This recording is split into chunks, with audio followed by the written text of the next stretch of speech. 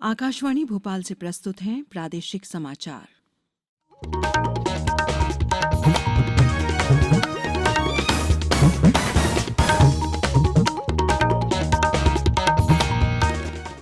नमस्कार। समाचारों के साथ मैं शेख महाजबीन अल्मास। पहले एक अपील। भारत ने कोविड टीकाकरण अभियान के अंतर्गत 100 करोड़ टीके लगाने का लक्ष्य हासिल कर लिया है। इस महत्वपूर्ण कार्य में योगदान करने वाले चिकित्सकों, नर्सों और अन्य स्वास्थ्यकर्मियों का आकाशवाणी अभिनंदन करता है। इसके साथ ही हम आप सबको सतर्क भी करना चाहते हैं कि कोविड अभी समाप्त नहीं हुआ है। आप सभी से हमारी अपील है कि यथाशीघ्र दोनों टीके लगवाएं और अन्य लोगों को भी टीके लगवाने के लिए प्रेरित करें। विवाह और अन्य समारोह के दौरान इन 3 आसान उपायों का पालन अवश्य करें। मास्क पहनें, 2 गज की दूरी बनाए रखें, हाथ और चेहरा साफ रखें। कोविड से संबंधित कोई भी जानकारी और मार्गदर्शन के लिए राष्ट्रीय हेल्पलाइन नंबर 011239780046 और 1075 पर संपर्क करें। अब इस बुलेटिन के समाचार। सबसे पहले मुख्य समाचार। प्रदेश के युवाओं को रोजगार के लिए उद्यम क्रांति योजना के तहत 50 लाख रुपए तक का ऋण दिया जाएगा। गुरु नानक देव जी का प्रकाश पर्व मनाने की तैयारियों के सिलसिले में आज से करतारपुर गलियारा खुलेगा। कैबिनेट ने राज्य में हवाई सेवा को बढ़ाने के लिए टैक्स की दरें घटाई और महिला विश्व कप क्रिकेट के लिए टीमों का ऐलान। अब समाचार विस्तार से। प्रदेश के शिक्षित युवाओं को स्वरोजगार से जोड़ने के लिए उद्यम क्रांति योजना के तहत 1 लाख से 50 लाख रुपए तक का ऋण दिया जाएगा। ये ऋण परियोजनाओं तथा सेवा इकाई अथवा खुदरा व्यवसाय के संचालन के लिए मिलेगा।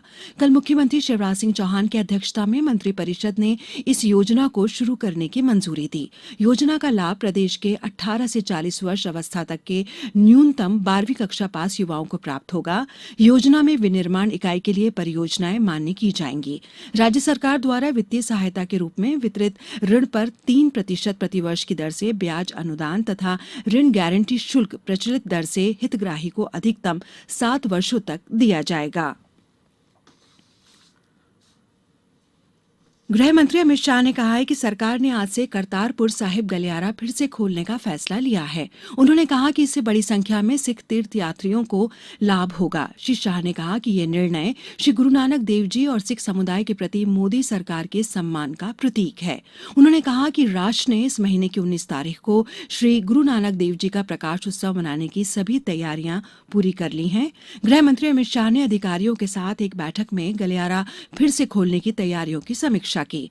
कोविड महामारी के कारण पिछले वर्ष 16 मार्च को गलियारे का परिचालन स्थगित कर दिया गया था।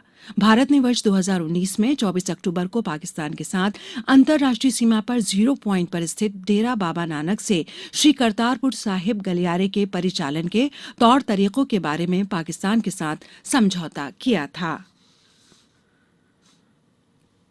राष्ट्रीय कोविड टीकाकरण अभियान के अंतर्गत अभी तक 113 करोड़ 61 लाख से अधिक टीके लगाए जा चुके हैं। कुल टीकाकरण में 75 करोड़ 54 लाख से अधिक लोगों को पहला टीका और 38 करोड़ से अधिक व्यक्तियों को दूसरा टीका लगाया गया है। स्वास्थ्य मंत्रालय ने बताया कि कल शाम 7 बजे तक टीके की 61,21,000 से अधिक डोज दी गई।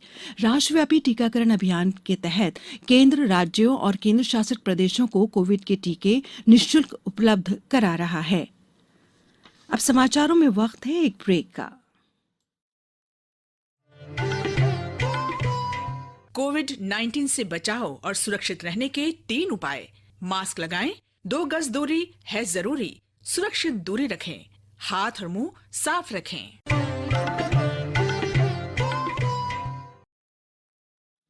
ब्रेक के बाद समाचारों में एक बार फिर आपका स्वागत है। राज्य मंत्रिपरिषद ने प्रदेश में आर्थिक विकास के लिए एयर कनेक्टिविटी को बढ़ावा देने के लिए एयरक्राफ्ट टरबाइन फ्यूल पर वेट की दरों को युक्ति संगत बनाया है। अब ग्वालियर, खजुराहो एवं जबलपुर में निर्धारित वैट की दर 4% की तरह ही भोपाल एवं इंदौर में भी एटीएफ पर वैट की वर्तमान दर 25% को घटाकर 4% करने का निर्णय लिया है। इस निर्णय से प्रदेश में एक शहर को दूसरे शहर से विमान सेवाएं उपलब्ध होने से पर्यटन एवं आर्थिक गतिविधियों तथा पर्यटन सेवा सेक्टर को भी बढ़ावा मिलेगा। साथ ही विमान सेवाएं बढ़ने से प्रदेश में जहां एक और वैमानिक संस्थाएं प्रदेश के शहरों से हवाई सेवाएं संचालित करने के लिए आकर्षित होंगी, वहीं दूसरी ओर आम आदमी को भी रियायती दरों पर हवाई सेवाएं उपलब्ध हो सकेंगी। अंतर्राष्ट्रीय क्रिकेट परिषद आईसीसी ने 21 नवंबर से 5 दिसंबर तक हरारे में खेले जाने वाले महिला क्रिकेट विश्व कप क्वालिफायर 2021 के लिए टीमों का ऐलान कर दिया है। प्रतियोगिता में 9 टीमों में से 3 क्वालिफाई होंगी। आईसीसी ने एक बयान में कहा कि न्यूजीलैंड 4 मार्च से 3 अप्रैल तक 5 टीमों में शामिल है। ये टीमें ऑस्ट्रेलिया, इंग्लैंड, भारत, दक्षिण अफ्रीका और मेजबान न्यूजीलैंड की हैं। ये पहले ही आईसीसी महिला चैंपियनशिप के लिए क्वालिफाई कर चुकी हैं। अगली 2 टीमें पिछली बार से शीर्ष 5 के साथ अगली आईसीसी महिला चैंपियनशिप में भी खेलेंगी, क्योंकि इसके तीसरे दौर में टीमों की संख्या 8 से बढ़कर 10 हो गई है। कुल 9 टीमें हैं जो Bangladesh, Ireland, Netherland, Sri Lanka, Thailand, America, West Indies और जिम्बाब्वे हैं।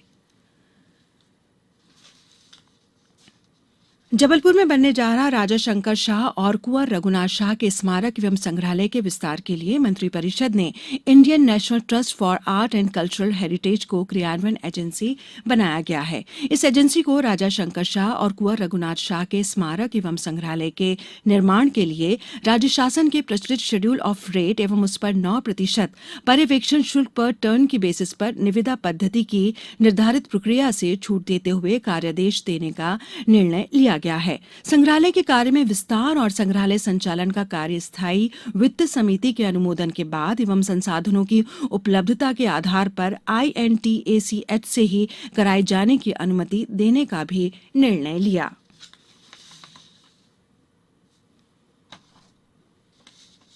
अब कुछ समाचार संक्षेप में। फिल्म प्रभाग भारतीय स्वतंत्रता संग्राम के प्रख्यात सेनानी पंजाब केसरी लाला लाजपत राय को आज उनकी 93वीं पुण्यतिथि पर श्रद्धांजलि के तौर पर अंग्रेजी में 21 मिनट की आत्मकथा आधारित फिल्म प्रसारित करेगा। आजादी का अमृत महोत्सव कार्यक्रम के अंतर्गत खंडवा के शासकीय कन्या महाविद्यालय में कल बिरसा मुंडा आजादी का महानायक विषय पर व्याख्यानमाला आयोजित की गई।